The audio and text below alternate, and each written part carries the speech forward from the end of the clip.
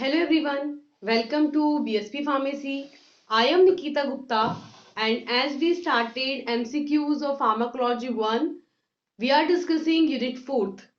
So basically हमने pharmacology के MCQs हम डिस्कस कर रहे थे जो कि कई सारे कॉम्पिटिटिव एग्जाम्स में पूछे जाते हैं।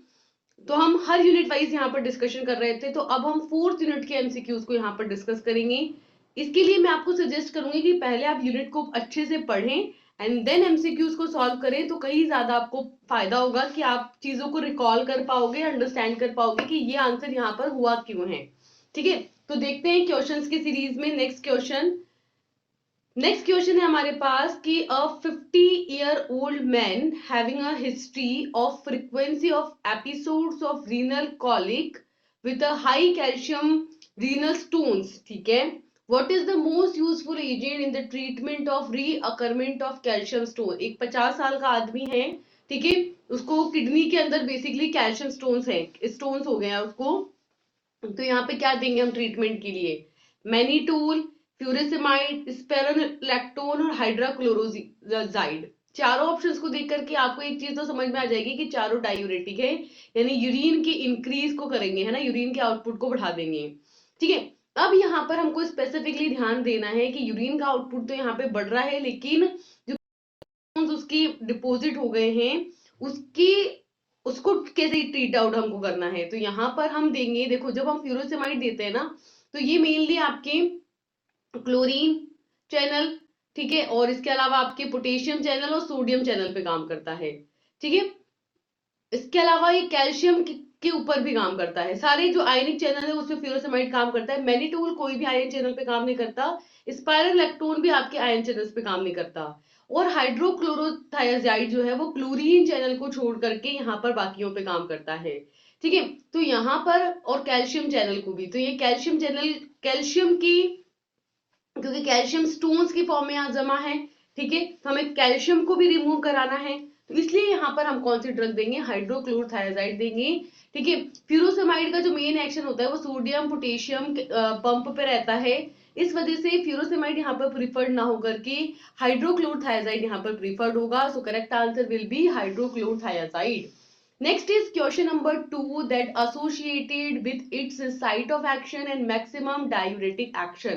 ठीक है, आपको बताना है, आपको पर्टिकुलर चारों ड्रग्स दी गई हैं, इनका आपको साइट ऑफ एक्शन और इसकी मैक्सिमम एक्टिविटी बतानी है। ठीक है, तो पहली ड्रग है आपका थायाजाइड। थायाजाइड जो होती है वो आपकी डिस्टिल ट्यूबुलर कन्वलेंट ट्यूब्यूल्स यानी कि डीसीटी पे काम करती है, बिल्कुल सही बात है। 10% ऑफ फिल्टर्ड सोडियम, सोडियम पे काम करती है, ये भी सही बात है, सोडियम पे काम करती है, पोटेशियम पे नहीं करती है। ठीक है, और आपकी क्लोरीन पर काम करती है। सेकेंड है आपकी spironolactone which is act on the PCT, that is proximal convoluted tubules and action is 40%, diuretic activity 40%। पहली बात तो ये पीसीटी पे काम नहीं करती, तो करेक्ट, ये इनकरेक्ट हो जाएगा। नेक्स्ट है ब्यूमेटानाइड जो है बेसिकली आपके फ्यूरोसेमाइड वाली क्लास हो गई, तो ये काम करती है थिक असेंडिंग लिम्ब पर और इसकी एक्टिविटी 15% है, नहीं।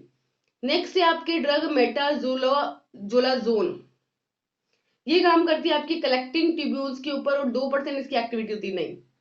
तो सबसे सही यहाँ पर जो करेक्ट ऑप्शन है, जो सबसे ज्यादा अप्रोप्रिएट है, वो है कि थायाजाइड जो होती है वो आपकी डीसीटी पर ही काम करती है और ये 10% सोडियम को यहाँ पर फिल्टर आउट करती है। उसकी जो डायूरेटिक एक्टिविटी होती है वो काफी अच्छी होती है। सबसे ज्यादा प्रिफर्ड और चॉइस होता है हमारा फ्यूरोसेमाइड, और उसके बाद सेकंड में जो सबसे ज्यादा प्रिफर्ड होता है वो होता है थायाजाइड्स। नेक्स्ट है third, question number third is कि substance which is secreted into the blood by the neuron is. आपको बताना है कि ब्लड के अंदर न्यूरॉन्स के थ्रू ब्लड के अंदर सिक्रीट होने वाला सबस्टांस कौन सा है। न्यूरॉन क्या सिक्रीट करते हैं ब्लड के अंदर? न्यूरो हार्मोन्स, न्यूरोमोड्यूलेटर्स, न्यूरोलेटर, सेम में आ गया तो, और न्यूरो ट्रांसमीटर। देखो न्यूरो ट्रांसमीटर्स जो आते हैं वो आते हैं न्यूरॉन्स पर, उसको स्टिमुलेट करते हैं। मॉड्यूलेटर भी सेम आकर के मॉड्यूलेट करने का काम करते हैं, और जब ये मॉड्यूलेट होते हैं तो ये इनमें से हार्मोन्स रिलीज करते हैं जिनको बोलते हैं हम न्यूरो हार्मोन्स, जो कि एक्शन यहाँ पर प्रोड्यूस करते हैं। So correct answer will be option number A. Next है which of the following is an leukotriene receptor blocker, यानी एलटी ब्लॉकर बताना है आपको। तो ऑप्शन है आपके पास एल्प्रोस्टिल, एस्पिरिन, आइबुप्रोफेन और जेफिल्यूकास से। देखो एलटी ल्यूकोट्राइन रिसेप्टर के अंदर आता है आपका जेफिल्यूकास और मोंटेल्यूकास्ट, दोनों ड्रग आती है। तो correct answer is option number D. ये ध्यान रखना पड़ेगा कि कौन एलटी रिसेप्टर्स को ब्लॉक करता है, तो मोंटेल्यूकास्ट और जेफिल्यूकास्ट। ठीक है, ऑप्शन नंबर डी। नेक्स्ट है question number 5th, that a molecule which stimulate nitric oxide synthesis specially in NOS isoform. कौन सा मॉलिक्यूल है जो नाइट्रिक ऑक्साइड की सिंथेसिस को बढ़ाता है? सो ऑप्शन है acetylcholine, citrulline, isoproterenol and nitroglycerin. ठीक है, वैसे तो नाइट्रोग्लिसरीन भी एनओ का सिंथेसिस करता है डिफरेंट स्टेप्स के थ्रू, लेकिन यहाँ पे स्पेशली बोला है कि स्पेशली द ENOS आइसोफॉर्म यहाँ पर हमको जनरेट करनी है, एनओ फॉर्म नहीं, ENOS nitric oxide synthesis isoform यहाँ पर जनरेट करनी है। तो वहां पर इसलिए वो जो ड्रग आएगी वो होगी आपकी एसिटाइल कोलिन, है ना। एनओ को तो नाइट्रोग्लिसरीन भी जनरेट करता है, लेकिन हमको स्पेशली ENOS आइसोफॉर्म ही की यहाँ पर बात कर रहे हैं, इसलिए करेक्ट आंसर हो जाएगा option number A. Next is question number 6, that the primarily endogenous substrate for the nitric oxide synthesis is। ठीक है, जो NO को सिंथेसिस करने वाला एंडोजीनियस सबस्टांस है जो बॉडी के अंदर नाइट्रिक ऑक्साइड सिंथेटेज को सिंथेसाइज करता है, वो कौन सा है? बॉडी के अंदर एंडोजीनियस होना चाहिए, एक्सोजीनियस नहीं होना चाहिए। तो एसिटाइल कोलिन, एंजियोटेंसिन तो बनाता ही नहीं है, आर्जिनिन और सिट्रुलिन। तो आपका करेक्ट आंसर होगा आर्जिनिन। आर्जिनिन बेसिकली क्या होता है? आपके अमाइनो एसिड होता है, और ये अमाइनो एसिड क्या करता है? नाइट देखो सिंथेटेज, एक और दिमाग लगा सकते थे आप, सिंथेटेज यानी कि एंजाइम है, एंजाइम यानी कि किससे मिलकर बना है? प्रोटीन से मिलकर बना है, और प्रोटीन किससे मिलकर के बने होते हैं? अमीनो एसिड से। तो यहाँ पर कौन सा आपका अमीनो एसिड है? आर्जिनिन। इसलिए करेक्ट आंसर यहाँ पर सी है कि बॉडी के अंदर प्रेजेंट आर्जिनिन अमीनो एसिड क्या करता है? आपके नाइट्रिक ऑक्साइड सिंथेटेज को फॉर्मुलेट करता है। नेक्स्ट है question number 7, that which of the following is a recognized effect of nitric oxide। Nitric oxide का एनओ का एक्शन क्या है? काम, arrhythmia, bronchoconstriction, constipation and pulmonary vasodilation. अगर आपने पढ़ा हो तो आपको पता होगा नाइट्रिक ऑक्साइड जो होता है, अगर एंजाइना के केस में भी क्या करता है? वेसल्स को डायलेट करके, ठीक है, और जो एंजाइनल अटैक आ रहे होते हैं, हार्ट अटैक आ रहे होते हैं, उस कंडीशन को ये ट्रीट करता है। ठीक है, तो ये क्या करता है? वेसल्स का डायलेशन। तो करेक्ट आंसर हो जाएगा डी, पल्मोनरी वेसोडाइलेशन। नेक्स्ट है क्वेश्चन नंबर 8 कि CGMP is an example of. CGMP क्या होता है? सेकेंडरी मैसेंजर है ना। तो क्या है ये? न्यूरो हार्मोन है, न्यूरो मॉड्यूलेटर। इन दोनों में फर्क क्या है? न्यूरो मॉड्यूलेटर, ये दोनों सेम ही लिखे हुए हैं, न्यूरो मॉड्यूलेटर और न्यूरो ट्रांसमीटर। न्यूरो ट्रांसमीटर तो नहीं है ये, है ना तो न्यूरो हार्मोन है ना न्यूरो ट्रांसमीटर है। ये क्या है? Neuro modulator. दोनों में से कोई सा भी लगा दो, दोनों एक ही चीज लिखी हुई है। नेक्स्ट है question number 9, that one effect that theophylline, nitroglycerin, isoproterenol and histamine having a common. इन चारों का एक्शन होगा। देखो थियो क्या क्या ये चारों मिलकर के करते हैं, चारों ही एक्शन देते हैं और सेम एक्शन देते हैं। जो इन चारों में कॉमन है वो एक्शन, ठीक है, कि stimulate the cardiac contractile force. जो कार्डियक कॉन्ट्रैक्टाइल फोर्स होता है उसको ये इंक्रीज कर देते हैं। वैसे ये करेगा, पर हिस्टामिन का ये काम थोड़ी, हिस्टामिन तो रिलीज होगा और एलर्जी कंडीशन को ट्रीट करेगा। ट्रेकिकार्डिया, ट्रेकिकार्डिया का मतलब होता है इंक्रीज हार्ट बीट। जो हार्ट बीट होगी वो यहाँ पर इंक्रीज हो जाएगी। तो थियोफाइलिन करेगा, ठीक है, नाइट्रोग्लिसरीन भी करेगा, है ना, क्योंकि ज्यादा से ज्यादा जब हार्ट बीट होगी इसका मतलब ज्यादा से ज्यादा ब्लड पंप होगा। आइसोप्रोटेनॉल जो कि आपका बीटा ब्लॉकर है, कार्डियक वर्क फोर्स को बढ़ाने का काम, रिड्यूस करने का काम करता है, तो यह है आपका बीटा ब्लॉकर। और हिस्टामिन भी यहाँ पर जब रिलीज होता है तो एलर्जी कंडीशन के अंदर ट्रेकिकार्डिया कोज करता है। तो चारों ये काम करते हैं, ठीक है। इंक्रीज गैस्ट्रिक एसिड सिक्रीशन, इनका गैस्ट्रिक एसिड के साथ कोई रिलेशन नहीं है। पोस्चुरियल हाइपोटेंशन, उसके अंदर बीटा प्रोप्रानोल काम करेगा आपका, ठीक है। थियोफाइलिन भी कर लेगा। नाइट्रोग्लिसरीन पोस्चुरियल हाइपोटेंशन की कंडीशन में नाइट्रोग्लिसरीन दिया जाएगा, ठीक है। और हिस्टामिन, हिस्टामिन का नहीं है ये, तो करेक्ट आंसर हो जाएगा आपका option number B, that is tachycardia. ये भी कुछ हद तक सही होगा, लेकिन एकदम परफेक्टली ये सही नहीं बैठ रहा, इसलिए हिस्टामिन जो है वो आपके पोस्चुरियल हाइपोटेंशन के लिए रिस्पॉन्सिबल नहीं है। दैट इज बाय डी आपका करेक्ट आंसर नहीं होगा, आपका करेक्ट आंसर होगा ऑप्शन नंबर बी, है ना। सारे रीजंस पे सोच के देखना है कि कौन सी ड्रग क्या काम कर सकती है क्या नहीं कर सकती, उस बेसिस पर। Next question number 10, that which of the following chemical does not satisfy the criteria of neurotransmitter role in the CNS. CNS के अंदर कौन न्यूरोट्रांसमीटर का काम नहीं करता है? एसिटाइल कोलिन करता है, डोपामिन करता है, ग्लीसिन के न्यूरोट्रांसमीटर होता है, साथ में ये सिंपलेस्ट अमीनो एसिड भी होता है। ये भी हमेशा ध्यान रखना कि सिंपलेस्ट अमीनो एसिड क्या है, तो ग्लाइसिन, ठीक है, न्यूरोट्रांसमीटर का काम करता है ये। नाइट्रिक ऑक्साइड भी वैसे करता है, पर ये कह रहा है कि does not satisfy the criteria for neurotransmitter in the CNS. ध्यान रखो इन द सीएनएस बात हो रही है, ये सीएनएस पे भी काम करेंगे, नाइट्रिक ऑक्साइड आपके सीएनएस पे काम नहीं करता, ठीक है। तो ये काम करता है आपके एक तो इरेक्टाइल डिसफंक्शन के अंदर, गैस्ट्रिक के अंदर, हार्ट के अंदर, है ना। तो इसलिए करेक्ट आंसर ये नहीं हो पाएगा, मतलब ये होगा क्योंकि ये काम नहीं करता ना, does not satisfy, that is why correct answer is option number D. Next है क्वेश्चन नंबर 11,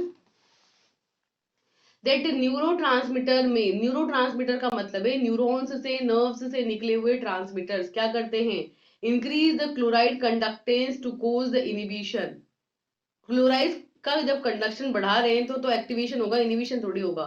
चलो और देखो, increase the potassium conduction to cause the excitement, सही है।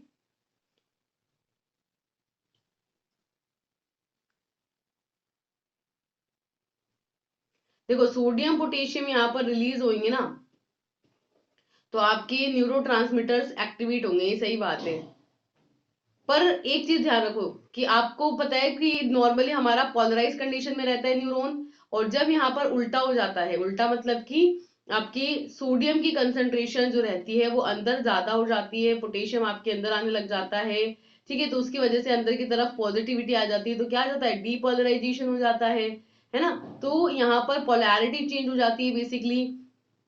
तो ये कह रहा है कि पोटेशियम कंडक्टेंस जब यहाँ पर इंक्रीज होता है तो वो एक्साइटमेंट करता है, नहीं, increase the sodium conductance to cause inhibition. Sodium conduction conduction जो होता है वो एक्टिवेशन करता है, पोटेशियम उल्टा चलता है उसके, और जो कैल्शियम होता है वो आपकी कैल्शियम क्या करता है, कॉन्ट्रैक्शन के लिए रिस्पॉन्सिबल होता है, तो ये इनहिबिशन करेगा नहीं। और क्लोराइड जो रहता है वो आपकी इनहिबिशन करता है, हाँ। तो करेक्ट आंसर हो जाएगा ऑप्शन नंबर ए कि सोडियम जो है वो तो क्या करता है, एक्साइटमेंट, पोटेशियम करता है इनिबिशन, कैल्शियम जो रहता है वो करता है एक्टिवेशन मसल्स का, और जो क्लोरीन होता है वो भी करता है इनिबिशन, ठीक है। तो correct answer is A. Next है which of the following chemicals is most likely to function as a neurotransmitter in the hierarchical system. जो पूरी हेरारिकी होती है उसके अंदर इनमें से कौन सा केमिकल है जो न्यूरोट्रांसमीटर की तरह काम करता है, न्यूरोट्रांसमीटर का काम करता है, न्यूरोट्रांसमीटर का काम करता है हेरारिकल कल सिस्टम के अंदर, डोपामीन, ग्लूटामेट, मेट इनकेफ्लोन और नॉरएपिनेफ्रिन। वैसे तो ये चारों ही आपके न्यूरोट्रांसमीटर हैं पर हमें हेरारिकी वाइज बताना, हेरारिकी वाइज करेक्ट आंसर हो जाएगा आपका ग्लूटामेट, है ना। ग्लूटामेट क्या है, वैसे आपका एक अमीनो एसिड भी है ये, तो correct answer is option number B. Next है question number 13, that activation of metabotropic receptor located presynaptically causes inhibition by decreasing the invert flux of। देखो जब हम क्या करते हैं, हमारे जो मेटाबोट्रोपिक रिसेप्टर्स होते हैं उनका एक्टिवेशन करते हैं, जो कि प्री सिनेप्टिक नर्व्स के अंदर प्रेजेंट होते हैं, ठीक है, उनका एक्टिवेशन होगा तो क्या होगा आपके यहाँ पर कौन सा आयन है जिसका अंदर की तरफ इनफ्लक्स की तरफ जो मूवमेंट है वो यहाँ पर इनिबिट हो जाएगा, ठीक है। तो आपके देखो तब क्या होता है, सोडियम अंदर, तो सोडियम है क्या यहाँ पे, सोडियम अंदर, तो ये कह रहा है डिक्रीज हो जाएगा, सोडियम अंदर पोटेशियम बाहर, कैल्शियम भी आपके बाहर, है ना, कैल्शियम बाहर, और ये पोटेशियम भी बाहर, सोडियम अंदर है, और आपके क्या बचा, कैल्शियम।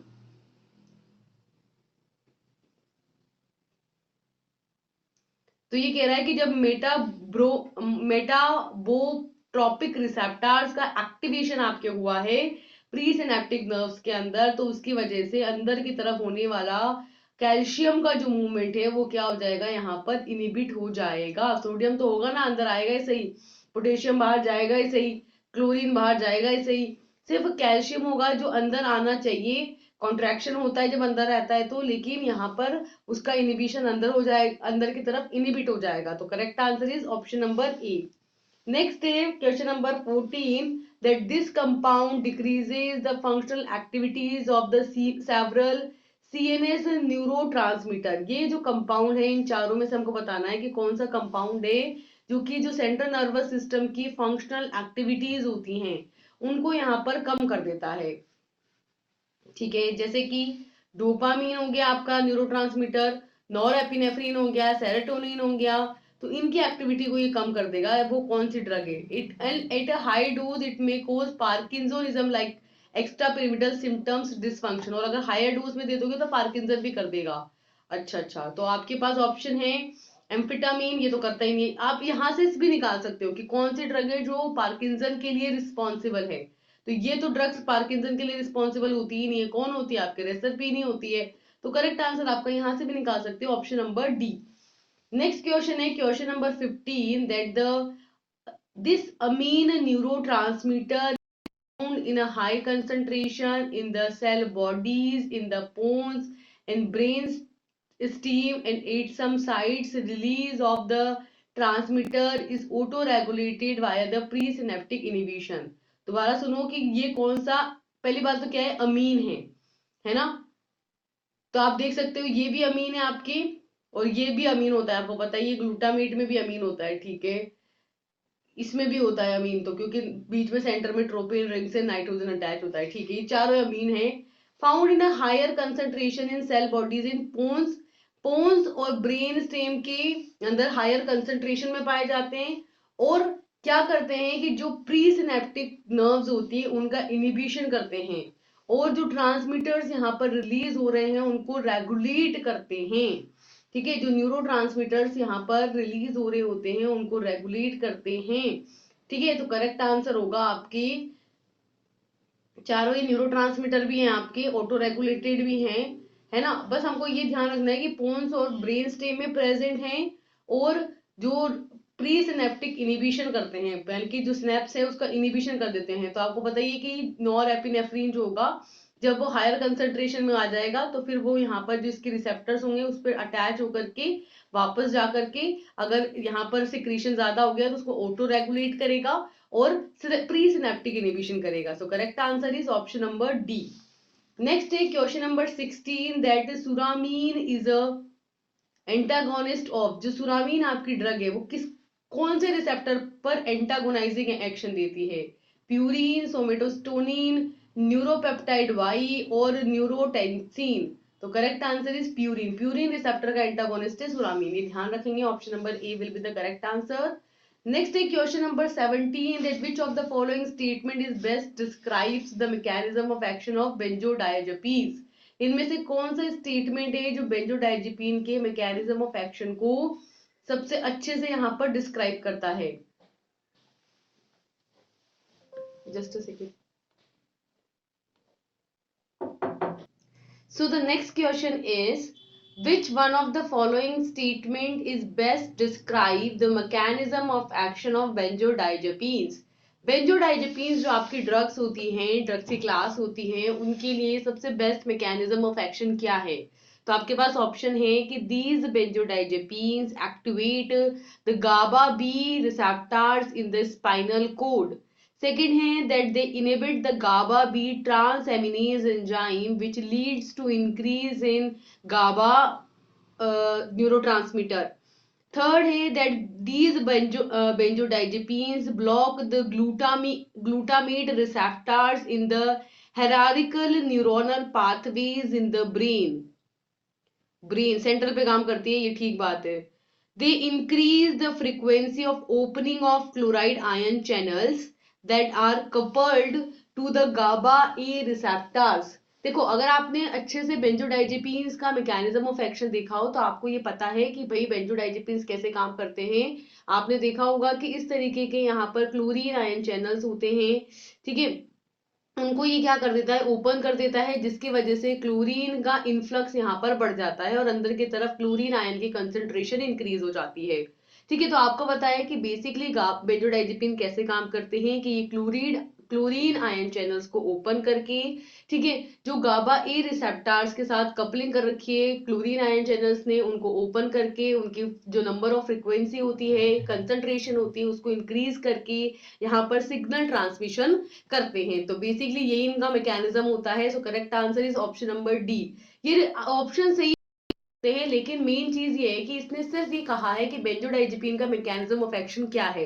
तो एक्शन तो यही है कि वो क्लोरीन आयन चैनल को ओपन करते हैं गाबा ए रिसेप्टर्स के साथ कपलिंग में जो प्रेजेंट होते हैं उनको, ठीक है। नेक्स्ट है आपके पास that which one of the following statement about the use of triazolamine in this elderly patients is accurate। चार स्टेटमेंट दिए हैं, इनमें से हमको बताना है कि जो एजुलाम आपकी ड्रग है, ठीक है, वो सही स्टेटमेंट क्या है उनके लिए। तो ऑप्शन है that ambulatory dysfunction does not occur in the elderly patients which is taking one half of the conventional adult dose, ठीक है। तो यहाँ पर एम्बुलेटरी जो डिसफंक्शन है वो नहीं देखने को मिलता है एल्डरली पेशेंट्स के अंदर जब वो कन्वेंशनल डोज की आधी डोज लेंगे, ऐसा कुछ नहीं है, गलत है स्टेटमेंट। सेकेंड है कि hypertension is a very common adverse effects of benzodiazepines in the patients over 70 years of age, नहीं ऐसा कुछ नहीं है। थर्ड है कि over the counter cold medications में antagonize the hypnotic effect of a drug, drug के हिप्नोटिक इफेक्ट को एंटागोनाइज करती है। कोल्ड मेडिकेशन तो खुद ही नींद लेकर के आती हैं, उनसे भी नींद आने लगती है, उसमें भी हम बेंजोडाइजेपिन या सेडेटिव हिप्नोटिक्स मिक्स करके देते हैं, तो बिल्कुल गलत बात है ये तो। नेक्स्ट है she may experience amnesia especially if she drinks alcoholic beverage. अगर वो अल्कोहलिक ब्रीवरेज यहाँ पर ले रही है कोई भी फीमेल और साथ में यहाँ पर ट्राइजोलामीन ले रही है तो वो अमेंशिया यहाँ पर फील करेगी। अमेंशिया मतलब लॉस ऑफ मेमोरी यहाँ पर फील करेगी, भूलने की बीमारी हो जाएगी, चीजें रख के भूल सकता है पर्सन। ये बात ठीक है, तो option number D will be the correct answer, ठीक है ये बात। नेक्स्ट है question number 19 that the most likely explanation of increased sensitivity of elderly patients to a single dose of triazolam and other die sedative hypnotic drug is. आपको सबसे सही explanation बताना है जो एल्डरली पेशेंट्स के अंदर सेंसिटिविटी को रिप्रेजेंट करता है कि आपकी एक ड्रग है ट्राइएजोलामीन और उसके साथ में हम सेडेटिव हिप्नोटिक दे रहे हैं, तो कौन सी पर्टिकुलर सेंसिटिविटी होगी जो यहाँ पर इंक्रीज हो जाएगी, ठीक है। ऑप्शंस देखते हैं। Change in the brain function that accompanying by the aging process, brain के फंक्शनिंग पे इफेक्ट डालेगा ये, ठीक है। Decrease renal functions, increase cerebral blood flow, decrease hepatic metabolism of the lipid soluble drug, ठीक है। तो बेसिकली ये कह रहे हैं कि ट्राइएजोलामीन दे रहे हो आप, साथ में आप यहाँ पर सेडेटिव हिप्नोटिक दे रहे हो, दोनों का कॉम्बिनेशन एक्शन देखने को मिल रहा है जो किस पर इफेक्ट डालेगा आपकी, दोनों देखो सीएनएस पर काम करने वाली ड्रग है, सेडेटिव हिप्नोटिक्स भी और आपके ट्राइएजोलामीन भी, ठीक है। तो दोनों यहाँ पर सीएनएस पे काम करेगी, ब्रेन की फंक्शनिंग को यहाँ पर चेंज, इसकी वजह से आपको एजिंग प्रोसेस में डिस्टर्बेंस देखने को मिलेगा। सो correct answer will be the option number A. Next is question number 20 that the induction of various forms of synaptic plasticity is more closely associated with which receptor, ठीक है। कि अगर हम यहाँ पर सिनेप्टिक प्लास्टिसिटी की जो कई सारी आपकी फॉर्म्स होती हैं उनको इंड्यूस करें तो ये किसके साथ आपके कौन से रिसेप्टर के साथ एसोसिएटेड होता है। तो ऑप्शन है AMPA, काइनाइड और NMDA, all of the above, कि अगर यहाँ पर सिनेप्टिक प्लास्टिसिटी जो रहेगी वो आपके कौन से रिसेप्टर के साथ एसोसिएटेड रहेगा। तो ऑप्शन रहेंगे आपके NMDA रिसेप्टर, ठीक है, उसी के साथ काम करता है यहाँ पर, तो option number C will be the correct answer. Next है question number 21 that which one of the following drug may increase the anticoagulant effect, कौन सी ड्रग होगी जो एंटीकोगुलेंट इफेक्ट को यहाँ पर बढ़ा देगी by the displacement of warfarin from the plasma protein binding site, ठीक है। हमारी अगर प्लाज्मा प्रोटीन बाइंडिंग साइट पर वारफरीन ड्रग है, वारफरीन को डिस्प्लेस कर देगी इनमें से कौन सी ड्रग, और एंटीकोगुलेंट इफेक्ट को यहाँ पर बढ़ा देगी। एंटीकोगुलेंट इफेक्ट मतलब ब्लड की क्लूटिंग नहीं होगी, ब्लड बहता रहेगा आपका, ठीक है। और it is inactive until converted in the body to the active metabolite. अच्छा, और इसको लेते हैं तो ये आपके जब तक मेटाबॉलिज्म होकर के एक्टिव मेटाबोलाइट में ना कन्वर्ट हो जाए तब तक ये काम भी नहीं करती है, ठीक है। यानी कि ये आपकी प्रो ड्रग के फॉर्म में ली जाती है। तो आपके पास ऑप्शन है बस्पिरोन, क्लोराहाइड्रेट, क्लोराजेपेड एंड सेकोबार्बिटोल, ठीक है।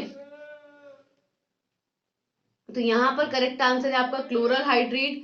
क्लोरल हाइड्रेट का सबसे पहले आपका यहाँ पर मेटाबॉलिज्म होगा, मेटाबॉलिज्म के रिजल्टेंट जो मेटाबोलाइट बनेगा ना, ये यहाँ पर क्या काम करेगा, वाफरीन को रिप्लेस करके एंटीकोगुलेंट एक्शन यहाँ पर प्रोड्यूस करेगा। तो correct answer is option number B. Next है question number 22, that which of the following drug has been used in the management of alcoholic withdrawal rates and maintenance treatment of a patient with the tonic-clonic and partial seizure state। आपको बताना है कि इनमें से कौन सी drug है जो अल्कोहलिक विड्रॉल स्टेट के अंदर यूज की जाती है। पहली बात तो ये, तो मिप्रोबामेट की जाती है, फिनोबार्बिटोन भी करते हैं हम, ये भी करते हैं, ये भी कर सकते हैं, ठीक है। और साथ में ये मेंटेन करती है क्या, टोनिक क्लोनिक और पार्शियल सीजर्स की कंडीशन में भी यूज की जाती है, ठीक है। और its chronic use may lead to increase metabolism of warfarin and phenytoin. और अगर इसका आप ओवर यूज करते हो ना तो आपके वाफरीन और फिनाइलटोइन का भी मेटाबॉलिज्म यहाँ पर इंक्रीज हो जाता है। पर क्लियर हो रहा है, इससे यहाँ पर आपको पता चल रहा है कि ड्रग कौन सी आपकी फिनोबार्बिटोल, क्योंकि फिनोबार्बिटोन का मेन एक्शन होता है, ठीक है, क्या कि भाई सीजर्स में आपके एंटी कन्वर्जेंट की फॉर्म में यूज की जाती है, लेकिन जब इसको आप बहुत ज्यादा यूज करते हो फिनोबार्बिटोन को, तो उसकी वजह से वाफरिन और फिनाइलटोइन का जो मेटाबॉलिज्म होता है वो यहाँ पर इंक्रीज हो जाता है। That is why correct answer is option number C. Next है question number 24, that a 40-year-old patient, 40 साल की एक पेशेंट है, ठीक है, with a liver dysfunction, liver खराब है उसका, ठीक है। It is schedule for a surgical procedure perform करना है, and lorazepam can be used for the pre-anesthetic sedation in the patients without concern of excessive CNS depression because the drug is, क्या कह रहे हैं कि लोराजेपाम उसको दे रहे हैं यहाँ पर प्री एनेस्थेटिक सेडेशन के लिए, मतलब लोराजेपाम आपकी ड्रग है, सेडेटिव हिप्नोटिक है, ठीक है, और आपके इसको दे रहे हैं प्री एनेस्थेटिक मेडिकेशन के लिए, यानी एनेस्थीसिया से पहले सेडेशन कराने के लिए दे रहे हैं पेशेंट को, है ना, without concern of excessive CNS depression, बिना इस बात को कंसिडर किए कि भाई ज्यादा देंगे तो सीएनएस को डिप्रेस कर देगी बहुत ज्यादा, है ना। तो ये ड्रग यहाँ पर कौन सी हो सकती है और क्या एक्शन दे रही है, तो it is a selective anxiolytic like buspirone, buspirone की तरह ये एक एंजियोलाइटिक है, नहीं। नेक्स्ट है लोराजेपाम की कंसर्न में बात कर रहे हैं हम, ये सारी है ना, actively secreted in the renal proximal tubules, PCT के अंदर सिक्रीट होगी। थर्ड है कॉन्जुकेटेड एक्स्ट्रा हिपेटिकली, देखो ध्यान दो कि लीवर इसका काम नहीं कर रहा, लीवर डिसफंक्शन है ना, तो लीवर के अंदर ये काम नहीं कर पा रही है, तो ये एक्स्ट्रा हिपेटिकल जो सेगमेंट्स रहेंगे वहीं पर ये एक्शन करेगी, वहीं पर कॉन्जुकेट करेगी, वहीं पर अपना मेटाबॉलिज्म करेगी, ठीक है, क्योंकि लीवर काम नहीं कर रहा है। एलिमिनेटेड वाया द लंग्स, या फिर इसके पास ऑप्शन है कि लंग्स से निकल जाए, नहीं, लोराजेपाम लंग्स के थ्रू एक्सक्रीट आउट नहीं होती, है ना। तो यहाँ पर एक्चुअल में उसको क्या करना पड़ेगा, उसको एक्स्ट्रा हिपैटिकली कॉन्जुकेट करके कॉन्जुकेशन रिएक्शंस के थ्रू यहाँ पर एलिमिनेट होना पड़ेगा, क्योंकि लीवर काम नहीं कर रहा है, इसलिए हिपैटिक में नहीं हो सकता, किसमें होगा, एक्स्ट्रा हिपैटिक में, ठीक है। और फिर जब वो अपने पोलर फॉर्म में कन्वर्ट होगी तो पीसीटी के थ्रू होते हुए यहाँ पर एक्सक्रीट आउट हो जाएगी, ठीक है। तो option number C will be the correct answer, conjugated extrahepatically। Next है question number 24, that this hypnotic drug facilitates the inhibitory action of GABA। ये चार आपके hypnotic drug है, सारी हैं वैसे तो। अब इनमें से आपको बताना है कि कौन सी ड्रग है जो गाबा रिसेप्टर्स को इनहिबिट करती है, ठीक है, but it lacks anticonvulsant and muscle relaxant property, ठीक है, गाबा रिसेप्टर्स को इनहिबिट करती है प्लस एंटी कन्वर्जेंट एक्शन नहीं शो करेगी, ये भी एंटी कन्वर्जेंट की होती है अपने, तो एंटी कन्वर्जेंट एक्शन नहीं शो करेगी, मसल रिलैक्सेंट प्रॉपर्टी भी नहीं होगी, और स्लीप आर्किटेक्चर पे मिनिमम इफेक्ट होगा उसका, and having a minimum effect on the sleep architecture. ठीक है, तो आपका करेक्ट आंसर हो जाएगा यहाँ पे जेलेप्लोन। ठीक है, क्योंकि ये एंटी कन्वर्जन इफेक्ट नहीं है तो इससे भी हम निकाल सकते थे, तो करेक्ट आंसर हो जाएगा हमारा जेलेप्लोन। नेक्स्ट है question number 25, that the most frequent type of drug interaction that occurs in a patient using drugs of sedative hypnotic class। अगर कोई पेशेंट है हमारा जो सेडेटिव हिप्नोटिक क्लास की कोई ड्रग ले रहा है तो सबसे ज्यादा कॉमन इंटरेक्शन क्या देखने को मिलेगी? ऑप्शन ए कि एडिटिव सीएनएस डिप्रेशन, अगर कोई और साथ में सीएनएस डिप्रेशन ले रहे हो तो एडिक्शन एडिटिव इफेक्ट देखने को मिलेगा, सही बात है। Antagonism of sedative and hypnotic action, नहीं, सेडेटिव और हिप्नोटिक का एंटागोनिज्म एक्शन नहीं देखने को मिलेगा, गलत बात है। एडिटिव देखने को मिलेगा ना, मतलब जुड़ेगा एक्शन, वैसे मिनिमाइज अपोज नहीं होगा। नेक्स्ट है competitive for plasma protein binding, नहीं। Induction of liver drug metabolizing enzyme, इनका इंडक्शन होगा किसकी वजह से? सेडेटिव हिप्नोटिक्स की वजह से, ऐसा कुछ भी नहीं है। सो करेक्ट आंसर ये है कि सीएनएस डिप्रेशन एक्टिविटी में यहाँ पर एडिशन होगा, option number A will be the correct answer. Next is question number 26, that a 42 years old man with a history of alcoholism is brought to emergency room in a confused and delirious state, and he has tronical ataxia and ophthalmoplegia. Thus the most appropriate immediate course of action is to administer। देखो क्या कह रहे हैं, 42 साल का आदमी है, उसको हिस्ट्री ये रही है कि उसने बहुत ज्यादा अल्कोहल कंज्यूम किया है अपने लाइफ में। ठीक है, उसे एक इमरजेंसी रूम में लाया गया है जहां पर उसकी करंट स्टेट है कि वो कंफ्यूज है। ठीक है, और डेलीरियस स्टेट के अंदर है। डेलीरियस बेसिकली स्लीप की स्टेट होती है, उसमें डेलीरियस स्टेट के अंदर है। ठीक है, और उसको अटेक्सिया है, इसका बॉडी का मूवमेंट नहीं हो रहा। और ऑप्थेल्मोप्लेजिया यानी आइस में भी उसकी डिफेक्ट है। तो यहाँ पे इमीडिएटली हम क्या देंगे उसको? ऑप्शन है क्लोरडाया जेपोक्साइड, डाइसल्फिराम। देखो डाइसल्फिराम अल्कोहल की वजह से डाइसल्फिराम यहाँ पर दे सकते हैं, लेकिन उसको और भी बहुत सारी कंडीशन है, इसलिए डाइसल्फिराम भी नहीं देंगे। फोलिक एसिड ये ठीक है कि भाई उसको उसकी एक रेगुलर मूवमेंट के लिए हेल्प करेगा, उसको स्ट्रेंथ देगा, लेकिन यहाँ पर उसको अल्कोहल की भी कंडीशन, इसलिए भी नहीं दे सकते। क्लोर जेपोक्साइड भी नहीं दे सकते, और ज्यादा डेलीरियम स्टेट यहाँ पर सीवियर कर देगा, तो ये नहीं दे सकते। अब बची थायामीन। थायामीन क्या करेगा, वहां पर बाइंडिंग करके उसको थोड़ी सी देर के लिए एक लिविंग कंडीशन में लेके आएगा। तो correct answer will be option number D, that is thiamine. Next है question number 27, that which one of the following statement about the disposition of ethanol is accurate. Accurate जो इथेनॉल है आपके alcohol है, इसके बायो डिस्पोजिशन के लिए कौन सा स्टेटमेंट यहाँ पर सही है? तो ऑप्शन है कि ethanol is absorbed at all level of gastrointestinal tract, GIT के सारे ट्रैक्ट में ये अब्सॉर्ब हो जाता है एथेनॉल। तो ये कह रहा है कि विच of the following statement bio disposition के लिए, अल्कोहल के बायो डिस्पोजिशन, डिस्पोजिशन का मतलब ये होता है कि कौन सा पर्टिकुलर ऑर्गन है जहां पे डिपोजिट हो सकता है वो, है ना, तो जहां पर वो अब्सॉर्ब हो सकता है। तो पहला यही बोला हमने कि जीआईटी ट्रैक्ट के सारे लेवल्स के अंदर ये अब्सॉर्ब हो सकता है, ठीक बात है। नेक्स्ट है कि acidic acid is the initial product of ethanol metabolism. Ethanol के मेटाबॉलिज्म का पहला प्रोडक्ट आपके एसिटिक एसिड होगा, नहीं। आफ्टर द इंट्रावीनस डोज, जब हम आईवी रूट से लेते हैं, तब plasma level of ethanol are lower in the women than the men. तो यहाँ पर अल्कोहल का, इथेनॉल का जो प्लाज्मा के अंदर लेवल रहेगा, कंसंट्रेशन रहेगा, वो मेन के अंदर वुमेन के अंदर मेन के कंपैरिजन में कम रहेगा, नहीं ज्यादा रहेगा। एक्चुअली क्या होता है, ज्यादा जो अफेक्ट करता है ना इथेनॉल, वो फीमेल्स को मेल्स के कंपैरिजन में ज्यादा करता है। प्लाज्मा के अंदर वुमेन के ज्यादा पाया जाएगा, तो ये गलत है कि लोअर है, ज्यादा होगा। नेक्स्ट है elimination of ethanol follows first order kinetics, नहीं ऐसा कुछ नहीं है। तो करेक्ट आंसर ये है कि भाई जीआईटी के सभी पार्ट्स के अंदर इथेनॉल अब्सॉर्ब होता है, ये बिल्कुल सही स्टेटमेंट है। So correct answer is option number A. Next है question number 28, that the following is a GABA A agonist. जो गाबा रिसेप्टर्स है आपका, वो भी ए टाइप का और बी टाइप का, दो होता है ना, ए और बी। तो गाबा ए का एगोनिस्ट कौन है? तो मस्सिमोल, हाँ ठीक है। बेक्लोथेन, बाइकुकुलिन, ये तो एंटागोनिस्ट है वैसे ही, है ना, तो नन ऑफ द अबोव। तो यहाँ पर आंसर हो जाएगा मस्कुलिन, ऑप्शन नंबर ए।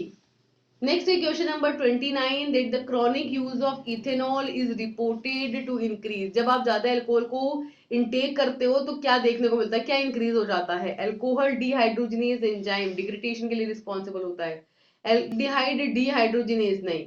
Microsomal ethanol oxidizing system activity, बिल्कुल इथेनॉल को ऑक्सीडाइज करना है ना, तो वो एक्टिविटी इंक्रीज हो जाएगी, सही बात है। मोनो अमीन ऑक्सीडेज, ये इसका माओ का इससे थोड़ा रिलेशन नहीं है, इसका एड्रेनर्जिक से या डिप्रेशन से ज्यादा रिलेशन है, तो यहाँ पे माओ का एक्शन नहीं देखने को मिलता। So the correct answer is microsomal ethanol oxidizing activity यहाँ पर बढ़ जाएगी। नेक्स्ट है question number 30 that to hepatic damage following overdose of acetaminophen because ethanol. क्या कह रहा है कि यहाँ पर जो हिपैटिक डैमेज होता है ना, लीवर डैमेज होता है, तो उसके अंदर जब हम एसिटो अमीनोफेन यानी कि पैरासिटामोल देते हैं, जैसे, ठीक है,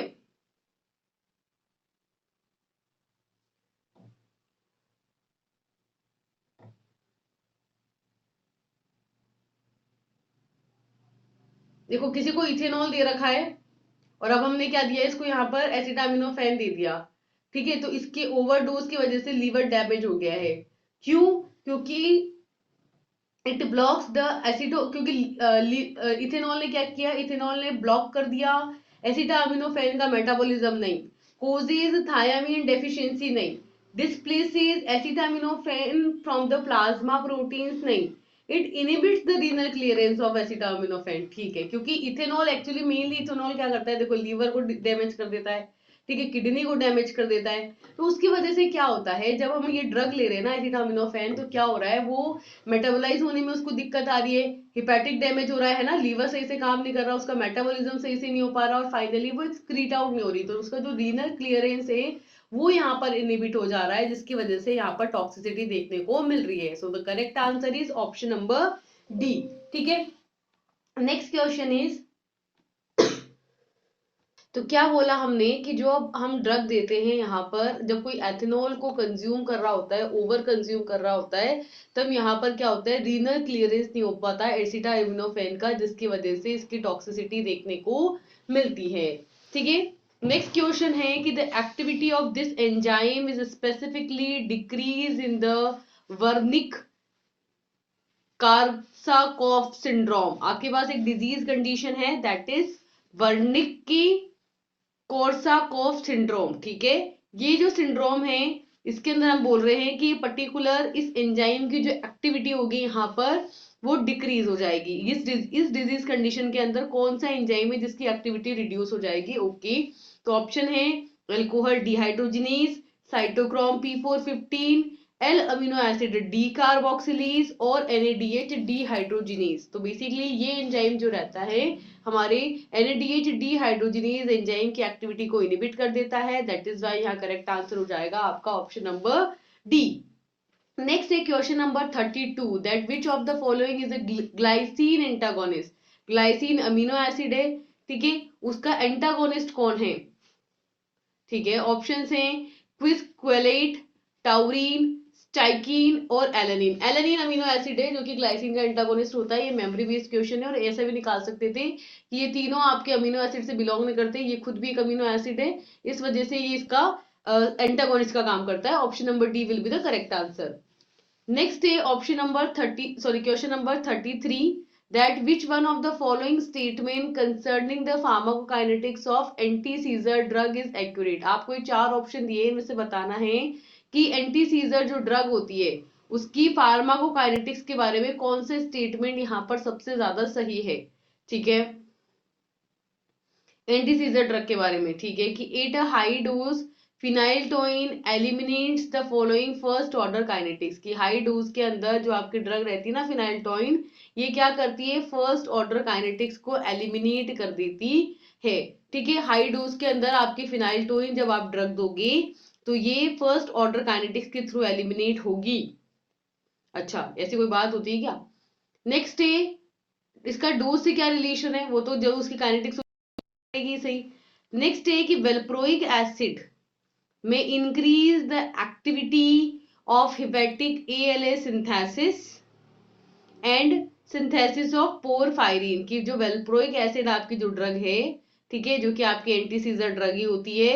इसकी फार्माकोकाइनेटिक्स के बारे में ये है कि ये आपके हिपैटिक के अंदर एएलए का या जो एलानिन है उसके सिंथेसिस, उसका एलानिन सिंथेटेज एंजाइम की एक्टिविटी को बढ़ा देगी, जिसकी वजह से पोरफायरिन का सिंथेसिस होगा। नहीं नहीं, जिसकी वजह से पोरफायरिन रिंग थोड़ी बनेगी, गलत है ये बात। नेक्स्ट है कि द एडमिनिस्ट्रेशन ऑफ फिनाइल्टोइन, कि हम फिनाइल्टोइन ले रहे हैं to the patient in methadone maintenance program has lead to symptoms of opioid overdose including respiratory depression। क्या बोल रहे हैं कि जैसे अगर हम फिनाइल्टोइन ड्रग ले रहे हैं, ठीक है, जिनको जिनको हमने मिथाडोन ड्रग दे रखी है उन्हीं को फिनाइल्टोइन भी दे रहे हैं, ठीक है। तो यहाँ पर मेंटेनेंस हम इसका रखना चाहते हैं, तो जब इसका मेंटेनेंस हम रखते हैं तो हमको ओपियोइड्स की ओवरडोज जैसे सिम्टम्स नजर आते हैं, रेस्पिरेटरी डिप्रेशन नजर आता है। सीजर्स के केस में देखो ये आपके एंटी सीजर होता है फिनाइल्टोइन, ठीक है, और मिथाडोन जो रहता है आपके इस ड्रग के साथ में देते हैं मेंटेनेंस प्रोग्राम के अंदर, तो आपके यहाँ पर ओपियोइड की ओवरडोज के जो सिम्टम्स होते हैं वो नजर आते हैं, रेस्पिरेटरी डिप्रेशन यहाँ पर नजर आता है, ठीक बात है। नेक्स्ट है कि ऑल्दो द एक्सोइथोसक्सिमाइड, ठीक है, ये आपके एंटी सीजर की ड्रग है, it having a half life of approximately 40 hours, इसकी जो टी हाफ की वैल्यू है वो है 40 hours, then the drug is usually taken twice in a day, तो फिर आप ड्रग को एक दिन में 2 बार लोगे। कैसी बात कर रहे हो, हाफ लाइफ है 40 हार्स है, तो फिर एक दिन में 2 बार कैसे ले सकते हो, हैं? एक दिन तो उसको आधा होने में ही लग रहा है, लगभग एक दिन 48 घंटे, मतलब 2 दिन हो गए, लगभग 2 दिन में तो हाफ ही हो रही है वो, तो आप एक दिन में 2 बार लोगोगे, उसको टॉक्सिसिटी नहीं हो जाएगी? तो ये तो बिल्कुल ही गलत है ना? नॉर्मल कंसिडरेशन में भी ये स्टेटमेंट बिल्कुल गलत हो जाता है। तो ऑप्शन नंबर सी हमारे यहाँ पर करेक्ट होगा कि जब हम फिनाइल्टोइन को मिथाडोन के साथ देते हैं तो ओपियोइड ओवरडोज जैसे सिम्टम्स नजर आते हैं। नेक्स्ट है question number 34, that with the chronic use of seizure state, seizure की स्टेट है, सीजर की स्टेट मतलब एपिलेप्सी की स्टेट है, या हम कह सकते हैं कन्वर्जन की स्टेट है, ठीक है। तो एपिलेप्सी की केस है हमारे पास, ठीक है। अब इसके अंदर adverse effect of this drug includes coarsening of facial features, hirsutism, gingivital, hyperplastia and osteocalcin. क्या बोल रहे हैं कि अगर हम जो सीजर वाली स्टेट है उसके अंदर हम बहुत ज्यादा क्रोनिक कंडीशन में ड्रग को यूज कर रहे हैं, तो ये जो ड्रग है इसके एडवर्स इफेक्ट्स हमको यहाँ पर देखने को मिल रहे हैं, ठीक है। सीजर की कंडीशन में है, हम सीजर की कंडीशन है और हम ओवर यूज कर रहे हैं इन चारों में से कौन से ड्रग को, जिसकी वजह से हमको एडवर्स मिलेंगे, जैसे कि फेशियल फीचर्स कोर्स हो जाएंगे, हिरुटिज्म मतलब मेल में फीमेल, फीमेल में मेल जैसे सिम्टम्स, जैसे कि बार्डनेस आना, है ना, जिंजिवाइटल हाइपरप्लास्टिया होना, ओस्टियोकैल्सिन यानी कि बोन्स के अंदर कैल्शियम एलिमिनेट होना। तो ये कंडीशन कौन से ड्रग के साथ देखने को मिलती है? कार्बामेजेपिन, इथोसक्सिमाइड, गाबापेंटिन और फिनाइल्टोइन। तो करेक्ट आंसर है हमारा फिनाइल्टोइन। फिनाइल्टोइन के साथ हमको यहाँ पर सीजर स्टेट देखने को मिलता है, that is option number D. Next है question number 35, that which one of the following statement about the vigabatrin is accurate, इनमें से कौन सा स्टेटमेंट है जो वीगा बेट्रीन के लिए सही है, ठीक है। वीगा बेट्रीन आपकी ड्रग है, उसके लिए कौन सा स्टेटमेंट है जो सही है? तो पहला ऑप्शन है कि it blocks the neuronal reuptake of GABA, GABA के न्यूरोनल रीअपटेक को ये ब्लॉक कर देता है, नहीं नहीं। नेक्स्ट है drug of choice in absence seizure, देखो एंटी कन्वर्जेंट तो है, ये बात तो सही है। अब एंटी कन्वर्जेंट भी क्या है, बहुत सारे टाइप का होता है, तो पर्टिकुलर टाइप ऑफ सीजर के लिए पर्टिकुलर ड्रग होती है, जैसे ये कह रहा है कि एब्सिसेंस सीजर में यूज करेंगे तो नहीं। थर्ड है कि it is stabilize to be teratogenic in human, human के अंदर टेराटोजेनिक इफेक्ट देता है। टेराटोजेनिक का मतलब है कि जो फीटस यहाँ पर अगर मदर इस ड्रग को ले लेती है तो जो फीटस यहाँ पर डेवलप हो रहे हैं उनके अंदर कोई ना कोई इम्पेयरमेंट देखने को मिलेगा, कोई ना कोई डिजीज या कोई ना कोई हेल्थ इश्यू देखने को मिलेगा, ठीक है। फोर्थ है कि लाइफ थ्रेटनिंग स्किन डिसऑर्डर्स में आकर कि जब आप मतलब वेगाबाट्रिन लेते हो ना, तब यहाँ पर इसकी डोज के साथ एक रिलेशन होता है स्किन डिसऑर्डर्स का, तो यहाँ पर लाइफ थ्रेटनिंग स्किन डिसऑर्डर्स भी देखने को मिलते हैं। तो करेक्ट आंसर हो गया आपका ऑप्शन नंबर डी। नेक्स्ट है question number 36, that withdrawal of anti seizure drugs can cause increased seizure frequency and severity and withdrawal is least likely to be a problem with, क्या बोल रहे हैं कि जब हम एंटी सीजर ड्रग मतलब कि जो कन्वर्जन के ट्रीटमेंट के लिए हमने लिए उसका विड्रॉल कर रहे हैं, मतलब रेगुलर यूज कर रहे थे ना उसका, तो उसको अभी बंद कर रहे हैं, ठीक है। Just a second.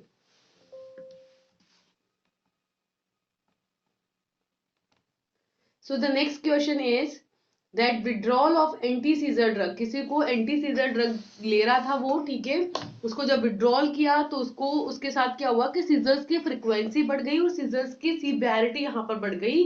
तो अब हमको इस प्रॉब्लम को रिजॉल्व करने के लिए साथ में withdrawal is least likely to be problem with, तो कौन सी ड्रग है जिसके साथ सबसे ज्यादा ये प्रॉब्लम देखने को मिलती है। देखो ये चारों ही ड्रग आपके एंटी सीजर ड्रग है।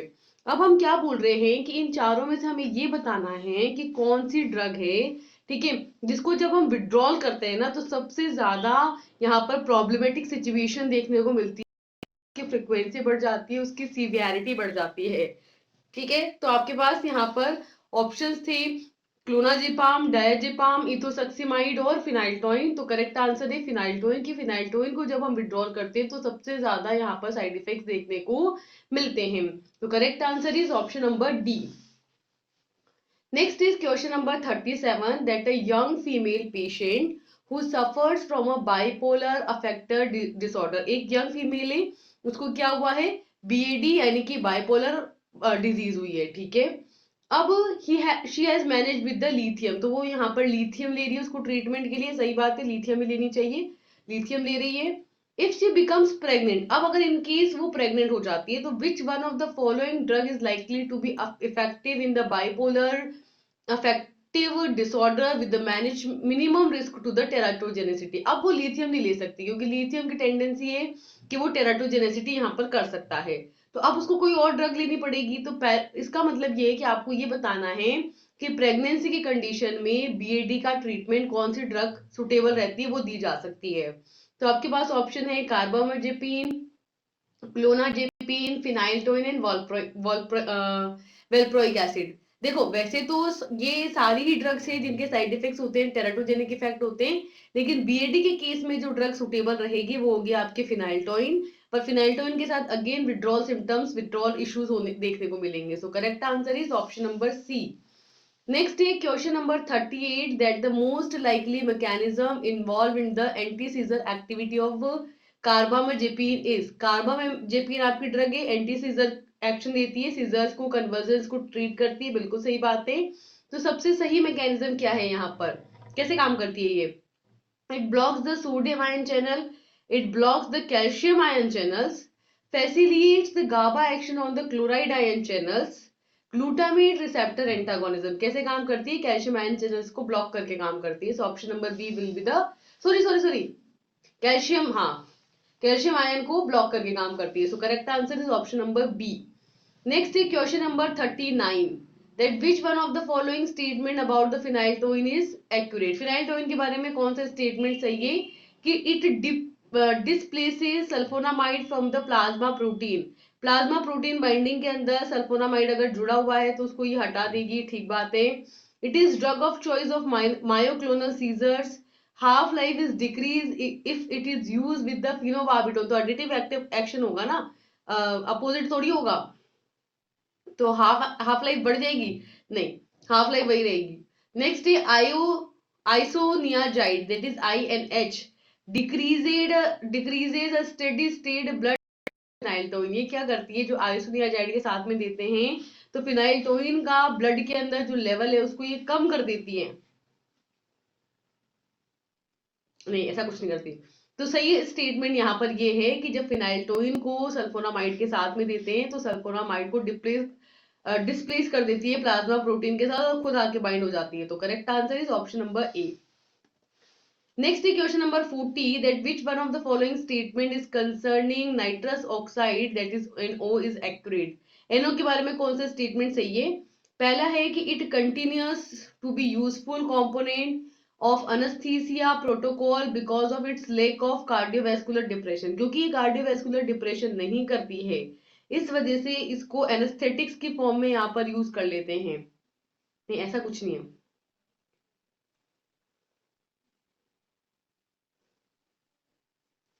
मतलब करते हैं एनेस्थेटिक की फॉर्म में। और ये भी सही बात है कि कार्डियोवैस्कुलर डिप्रेशन नहीं करती है, लेकिन इन दोनों का रिलेशन नहीं है, इसलिए गलत है स्टेटमेंट। नेक्स्ट है कि megaloblastic anaemia is a common adverse effect in the patients who are exposed to nitrous oxide for a period longer than 2 hours। अगर 2 घंटे से ज्यादा आप नाइट्रस ऑक्साइड के कांटेक्ट में रह गए तो मेगलोब्लास्टिक एनीमिया देखने को मिलेगा। ऐसा कुछ नहीं है।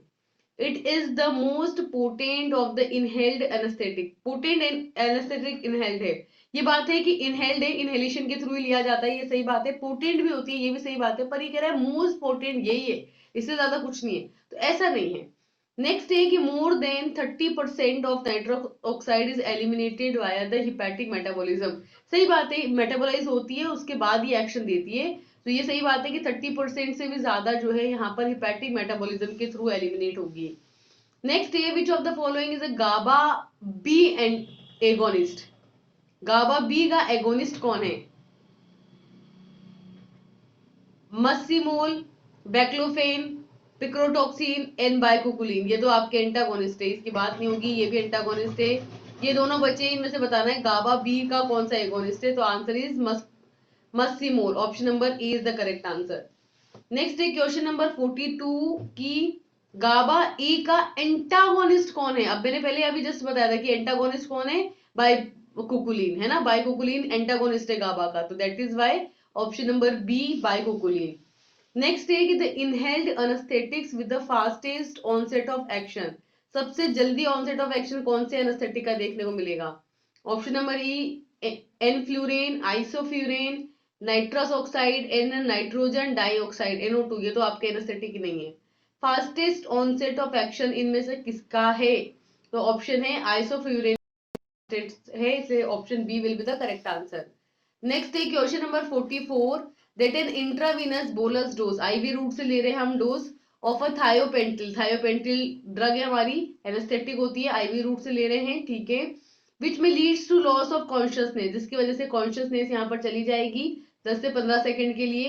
And if no further drug is administered the patient will regain the consciousness in just a few minutes. और अच्छा, यही कहना चाह रहा है कि ये प्री एनेस्थेटिक का काम करता है ना, तो ये क्या करता है, एनेस्थीसिया कर देता है, आपकी कॉन्शियसनेस चली जाती है, उसके बाद आपको कोई दूसरी ड्रग देनी पड़ती है। अगर आप नहीं देते हो तो वापस से वो रीगेन कर लेगा उस कॉन्शियसनेस को। And the reason for this is, ऐसा क्यों है? क्योंकि it is a good substrate for the renal tubular excretion because it is exhale rapidly. वापस से एक्सहेल कर देते हैं, नहीं, रीनल ट्यूबुलर से एक्सक्रीट आउट हो जाता है, नहीं। Rapidly metabolize in hepatic enzyme, metabolize हो जाता है जल्दी से, नहीं। एक्सक्रीटेड इन द बाइल, की बाइल के अंदर सिक्रीट हो जाता है, बाइल के अंदर चला जाता है, इस वजह से इसका एक्शन नहीं होता, सीएनएस के ऊपर जा नहीं पाता ज्यादा, तो कॉन्शियसनेस जल्दी से अचीव हो जाती है। Option number D will be the correct answer. Next है question number 45 that the respiratory depression following use of this agent may reverse the administration of flumazenil. Flumazenil जो है बेसिकली एक एंटागोनिस्ट है। अब आपको बताना किसका एंटागोनिस्ट है ये, क्योंकि ये क्या बोल रहे हैं कि reverse by the administration of flumazenil, antidote का भी काम कर सकती है, बेसिकली अपोजिट एक्शन देती है ना, इस वजह से। तो कौन सी, किस चीज की यहाँ पर पॉइजनिंग हो जाती है जिसकी वजह से आपको रेस्पिरेटरी डिप्रेशन हो जाता है, और फिर हम फ्यूमाजिल देते हैं जो इसके एक्शन को अबोट रिवर्स कर देती है, उल्टा कर देती है। तो देखो ऑप्शन है डेस्फ्यूराम, फेंटेनाइल, कीटामीन और मिडाजोलम। तो बेसिकली आपकी ये ड्रग है मिडाजोलम, ठीक है। ये क्या करती है, रेस्पिरेटरी सिस्टम को डिप्रेस कर देती है, फिर हम फिमांजिल देते हैं और फिर ड्रग का एक्शन यहाँ पर रिवर्स हो जाता है। नेक्स्ट है question number 46 that use of this drug या agent is associated with the high incidence of disorientation, sensory and perceptual illusion, vivid dreams during the recovery from the anaesthesia. हम कौन सा यहाँ पर ड्रग देते हैं जिसकी वजह से जब एनेस्थीसिया में हमने एनेस्थीसिया की फॉर्म में उसको दिया होता है तो आपको अजीब अजीब सपने आते हैं, एक डिल्यूजन जनरेट हो जाता है, बॉडी से इसे काम नहीं करती, डिसओरिएंटेशन देखने को मिलता है, ठीक है। तो आपके पास ऑप्शन है डायाजेपाम, फेंटेनाइल, कीटामीन एंड मिडाजोलम। तो करेक्ट आंसर इज कीटामीन। कीटामीन जब हम ड्रग देते हैं तो उसकी वजह से आपके डिल्यूजन्स देखने को मिलते हैं, option C is the correct answer, इसीलिए बहुत कम दिया जाता है कीटामीन। नेक्स्ट है कि पोस्ट ऑपरेटिव यानी ऑपरेशन के बाद में जो वॉमिटिंग होती है, it is uncommon with this intravenous agent, कौन सा आईवी रूट से हम इंजेक्शन देंगे कि आपको वॉमिट ऑपरेशन के बाद में, and the patients are able to ambulate sooner than those who receive other anesthesia, और ठीक हो जाएंगे, जल्दी से ठीक हो जाएंगे पेशेंट। ठीक है, तो ऑप्शन है आपके पास इनफ्यूरिन, कीटामीन, मोफ्रीन और प्रोपोल। तो correct answer is propofol, D. Next है question number 48, the pKa of lignocaine is 7.9। Lignocaine आपकी ड्रग है, इसका पीके वैल्यू है 7.9, and in the infected tissues जो है वहां पर लिग्नोकेन का लेवल है 6.9। तो आपकी the fraction of ionize form will be, तो यहाँ पर कितनी परसेंट आपकी ड्रग है जो आयनाइज्ड फॉर्म में प्रेजेंट है। देखो इसका पीके वैल्यू है 7.9, और जो इन्फेक्टेड टिश्यूज के अंदर इसका पीएच जब हम निकाल रहे हैं तो आ रहा है 6.9, डिफरेंस कितना हो गया, एक का। ठीक है, एक का रिजल्ट मतलब इसको परसेंटेज में डालेंगे तो 10% का यहाँ पर आएगा। तो ये होगा आपके अनआयनाइज कंडीशन में, तो आयनाइज कितना हो गया, 90% आपके यहाँ पर ड्रग आयनाइज रहेगी। So option number D will be the correct answer. Next है question number 49, that which of the following statement about the nerve blockage with the local anaesthetic is most correct. सबसे correct चार option है, इनमें से चारों statement में से nerve को ब्लॉक करने के लिए लोकल एनेस्थेटिक के फॉर्म में सबसे ज्यादा करेक्ट स्टेटमेंट क्या है, कि the blockage is faster in onset in infected tissue, जो infected tissues है वहां पर onset of action फास्ट देखने को मिलता है। सेकेंड है faster in onset in unmyelinated fibre, जो जहां पर माइलिन शीट नहीं है वहां पर ऑनसेट ऑफ एक्शन फास्ट होता है। स्लोअर इन ऑनसेट इन हाइपोकैल्शियमिया, कैल्शियम का लेवल कम होगा तो ऑनसेट ऑफ एक्शन कम होगा। और लास्ट है faster in onset if hyperkalaemia, यानी कि अगर पोटेशियम आयन का लेवल ज्यादा होगा तो ऑनसेट ऑफ एक्शन भी ज्यादा होगा। ठीक बात है, so correct answer is option number D, that is hyper kalaemia की कंडीशन में ऑनसेट ऑफ एक्शन फास्टर देखने को मिलेगा। नेक्स्ट है question number 50, that which of the following was the first compound to be identified as a pharmacologically transmitter in the CNS। इनमें से कौन सा आपका पहला कंपाउंड है जो कि सेंट्रल नर्वस सिस्टम के अंदर सीएनएस के अंदर एज एन ट्रांसमीटर डिस्कवर किया गया है। तो मेमोरी बेस्ड क्वेश्चन है। ऑप्शन है glycine, glutamate, acetyl choline and norepinephrine, चारों ही ट्रांसमीटर है, लेकिन सबसे पहले कौन सा आइडेंटिफाई किया गया है, acetylcholine. Option C is the correct answer. तो ये हुए हमारे 4th यूनिट के इंपॉर्टेंट एमसीक्यूज। अब हम इसी को फर्दर कंटिन्यू करेंगे और नेक्स्ट लेक्चर में और ज्यादा एमसीक्यूज को डिस्कस करेंगे। Till then, thank you and all the best, bye bye.